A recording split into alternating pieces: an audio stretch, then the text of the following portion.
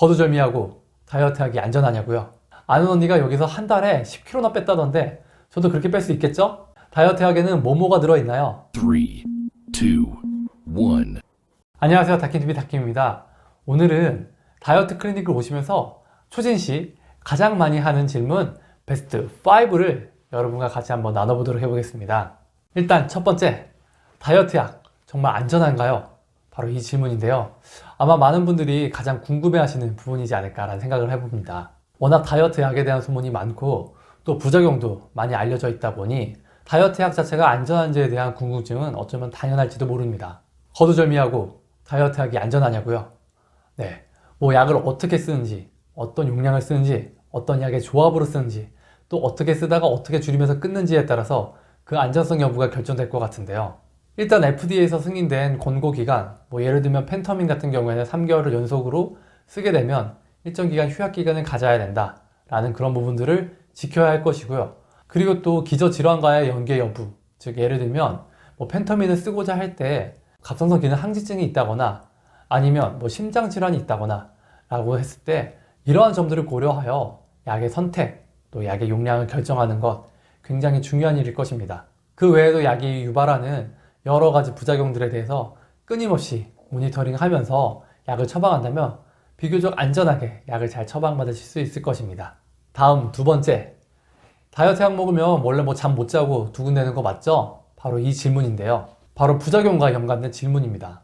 다이어트 약 하면 떠오르는 부작용 중에 가장 유명한 부작용 두 개가 바로 이 불면과 또 심계항진, 즉 두근두근 되는 것일 텐데요. 저희 다이어트 클리닉에 오시는 분들에게도 제가 초진 시에는 약의 부작용으로 두통, 어지러움, 불면, 두근댐, 울렁거림, 입마름, 변비, 뭐 이와 같은 부작용들이 나타날 수 있다.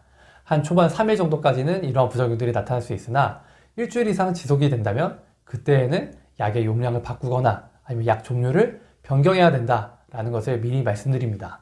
사실 다이어트 클리닉마다 또 약을 처방하는 의사마다 지향하는 바가 좀 다를 수가 있기 때문에 약의 농도, 또 약의 종류 이런 것들이 좀 다를 수가 있습니다.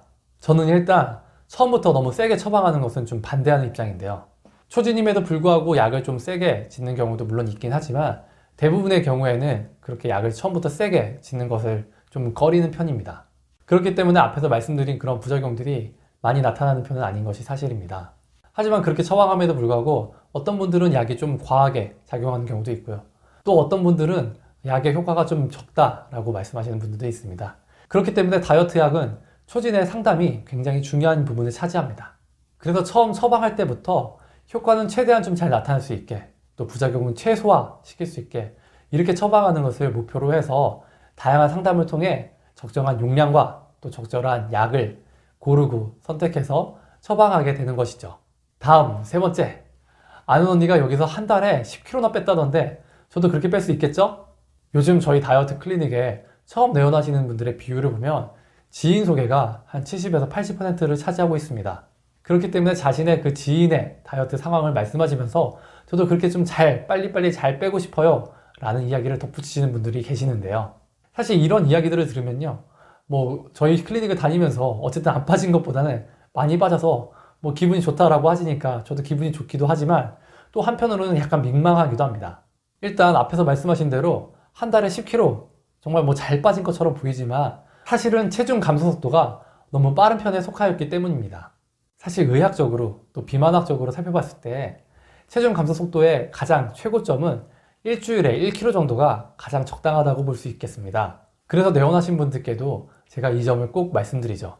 일주일에 1kg 정도 빼는 것을 목표로 한다. 왜냐하면 너무 빨리 빠질 경우에는 근육이 같이 빠지면서 결국 나중에 요요가 쉽게 오는 몸으로 바뀔 수 있기 때문이죠. 그런데 이러한 부분에 대한 이해가 없이 저는 무조건 빨리 빼고 싶어요 라고 말씀하신다면 결국 치트키를 쓸 수밖에 없습니다. 여기서 치트키란 약을 먹는 당사자에게 있어서는 최대한 쫄쫄 굶으면서 다이어트를 하는 것이 될 것이고요. 약을 처방하는 의사에게 있어서는 처음부터 너무 과하게 세게 약을 처방하는 것이 될 것입니다. 다음 네 번째, 다이어트 약에는 뭐가 들어있나요?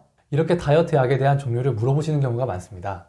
다이어트 클리닉마다 약을 처방하는 종류가 좀 다를 수 있겠지만 기본적으로는 가장 메인이 되는 핵심이 되는 약은 바로 식욕 억제제일 것이고요. 그리고 지방이나 아니면 탄수화물에 대한 흡수를 저해하는 흡수 억제제, 또 지방대사가 좀 더 잘 되게 만드는 그런 지방대사제, 그리고 알기닌산 같은 포만감 형성제, 여기에 부종이나 변비 완화에 도움을 주는 생약성분 약 같은 것들이 있습니다. 이렇게 여러 가지 약물들을 잘 적절히 조합하여 처방해서 체중 감량에 도움을 드리는 것, 이것이 바로 다이어트 약 처방이 될 것입니다.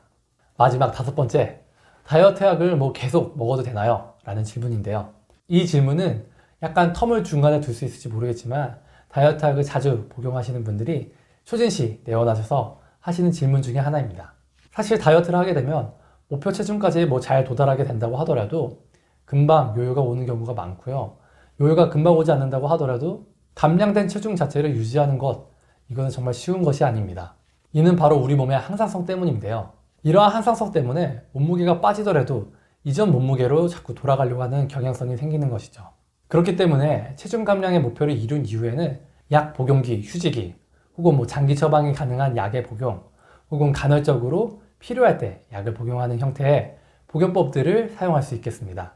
그렇게 2에서 3년 정도 자기의 체중 감량된 몸무게를 잘 유지하신다면 이후에는 굳이 약을 먹지 않아도 어느 정도 감량된 체중을 유지하는데 어려움이 없을 것이라고 봅니다.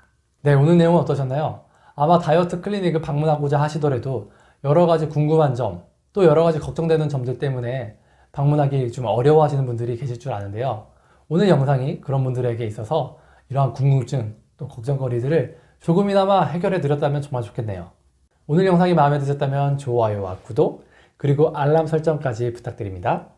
이상 여러분의 다이어트 디렉터 다킴TV 다킴이었습니다. 감사합니다.